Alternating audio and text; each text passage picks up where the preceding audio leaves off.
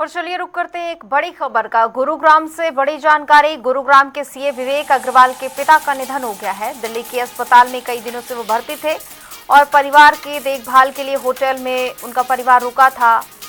परिवार मालवीय नगर अग्निकांड में 5 लोगों की मौत हो गई थी और अब पिता की भी मौत हो गई है। मालवीय नगर अग्निकांड में परिवार के 5 लोगों की मौत हुई थी। गुरुग्राम के सीए विवेक अग्रवाल के पिता का भी निधन हो गया है।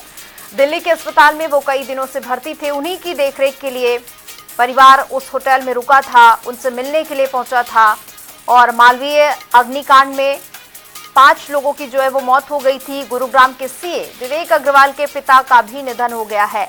दिल्ली के अस्पताल में वो कई दिनों से भर्ती थे और मालवीय नगर के अग्निकांड में उनके परिवार के 5 सदस्यों की मौत हो गई थी और अब उनके निधन की भी खबर सामने आ रही है। बड़ी जानकारी है, गुरुग्राम के सीए विवेक अग्रवाल के पिता का निधन हो गया है।